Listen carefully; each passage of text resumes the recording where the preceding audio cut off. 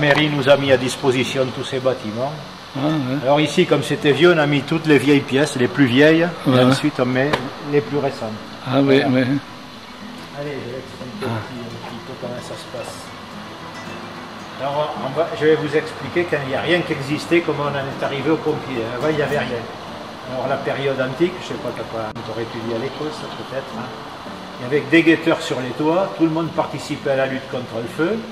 Ils avaient des échelles et des seaux en bois, comme ça, ou des seaux en cuir, coniques. Alors, quand il y avait le feu, il fallait faire la chaîne d'un point d'eau, c'était une rivière, un lac, un étang, n'importe où, partout où il y avait de l'eau.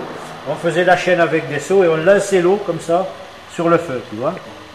Au Moyen-Âge, ce travail était fait par les corps de métier. C'est-à-dire ceux qui savaient construire les maisons, les maçons, les charpentiers, tout ça. C'est eux qui éteignaient les feux. Parce que quand une maison brûlait, vu qu'elles étaient très vieilles, il y avait beaucoup de bois, que ça brûlait bien. Quand une maison brûlait, ils la faisaient tomber, ils la cassaient si tu veux. Ils la faisaient tomber, puis ils arrosaient tout ce qui tombait au sol qui brûlait. Hein, c'est plus facile que de lancer des seaux en l'air. Ensuite, à la Renaissance, les ingénieurs allemands qui sont penchés sur des machines pour envoyer l'eau sur le feu. Alors il y avait le tonneau qu'on voit là, tu vois, avec un tonnoir dessus qu'on remplissait d'eau. Il y avait une vis sans fin qui poussait un piston. Hein. Il y avait un jet de 400 mètres. Tu vois, ça n'allait pas très loin, hein, 400 mètres. Mais quand le tonneau était vide, le feu, lui, il n'attendait pas qu'on aille rechercher de l'eau, il comptait intérieur. Vu qu'il y a de l'air, l'eau, elle ressort en pression. Et ainsi que les premiers tuyaux en cuir de vache. Tu vois, c'était des tuyaux en cuir. Alors quand tu tues la vache, tu vois, tu les caries. Tu tirais une lanière de cuir comme ça qu'il fallait rouler, qui était rivetée après. Il ne fallait pas que ça fuit. Et pour avoir un peu plus long, ça fait à peu près 2 mètres, ils en mettaient 2, comme ça ils avaient 4 mètres de tuyaux. Ils faisaient un rajout, ils avaient 4 mètres de tuyaux à peu près. Hein? Ah, ça c'est une invention hollandaise, ça. Voilà, c'est hollandais, c'est eux qui ont trouvé le système pour que ça marche. Et toutes les pompes qu'on va voir, mécaniquement, elles sont faites sur ce modèle. Alors là, avec ces engins, on avait des jets de 3-4 mètres. Rien qu'avec un baquet comme ça, vous arrivez au toit là-haut. Vous voyez la différence quand même, hein, c'est déjà... L'eau, elle arrive au toit là-haut, tu vois, alors que les autres, c'était des petits jets de 3-4 mètres. Voilà, alors on va voir toute une série de pompes rouges, tu vois. On met des petits filets rouges, ça veut dire que c'est une machine pour lutter contre le feu. Alors tout était muni d'un filtre comme ça qui pouvait être en osier, en grillage. Pourquoi? Parce qu'il fallait que l'eau qui tombe à l'intérieur soit propre. Hein? Donc quand ils prenaient l'eau dans la mare, il y avait des feuilles, des grenouilles, il y avait tout. Ils versaient l'eau là-dedans et les saletés restaient là. L'eau qui descendait était toujours propre comme ça. Quand ça c'était plein de saleté, tu vois, ça s'enlève, on le virait, puis on continuait. Tout le monde le remplissait.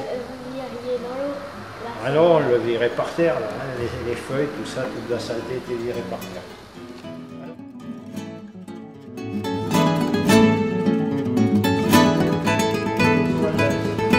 C'est une toile, donc c'est pressé, quand c'est mouillé, la toile elle gonfle, ça rétrécit, donc il n'y a pas une fuite d'eau. Et quand c'est sec, tu vois, ça se plie.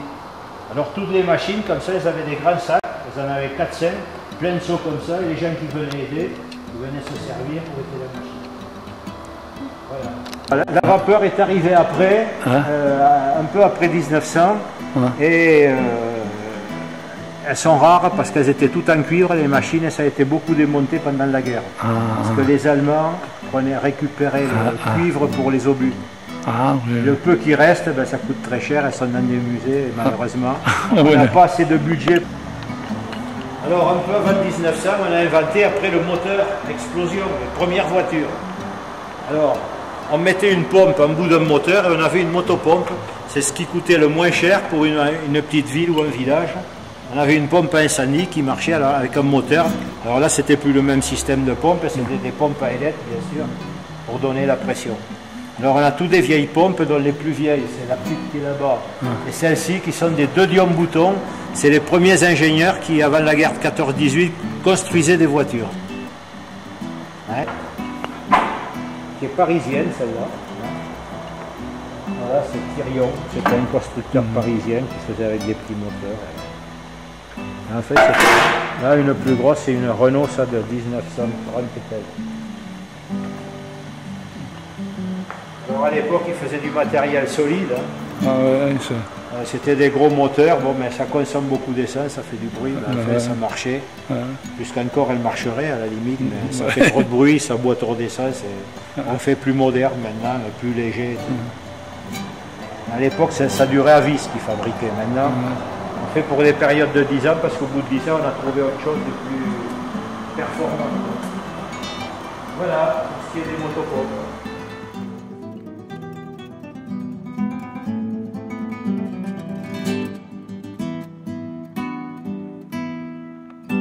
Avec la plus vieille, là, on va passer devant, c'est une Delahaye de 1926 qui a des roues en bois là.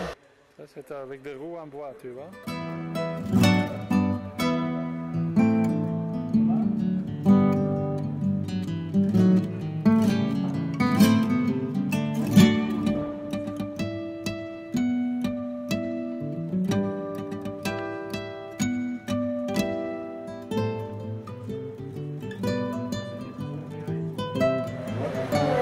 Tu veux monter? Tu montes sur le toit de la voiture, tu piques ça dans la tôle et puis après comme une boîte à sardines. Tac, tac, tac, on ouvre.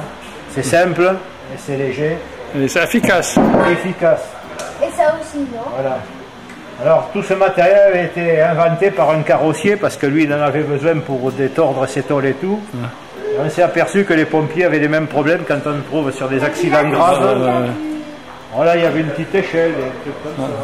Ouais, mais il y a de l'antivirus. Parce qu'il a été acheté d'abord par des Suisses. Il était à Yverdon et c'est après les Français qui l'ont racheté à des Suisses, c'est pour ça que c'est un camion allemand.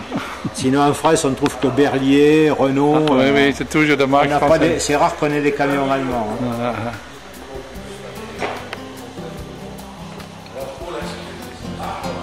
Est-ce qu'il y a beaucoup de musées comme ça en France? Il y en a une dizaine. Le prochain est à Lyon, sous la caserne de Lyon. Il est moins grand que nous, mais ils ont du très beau matériel, plus ancien que nous des fois. Voilà.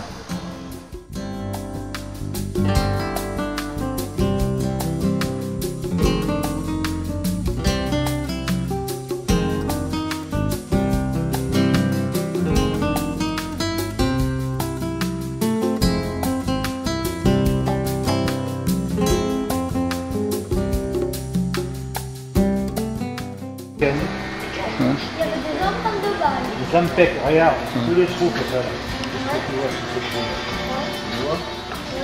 Et voilà. C'est quand elle a débarqué sur les plages Normandie, c'est les Allemands qui tiraient,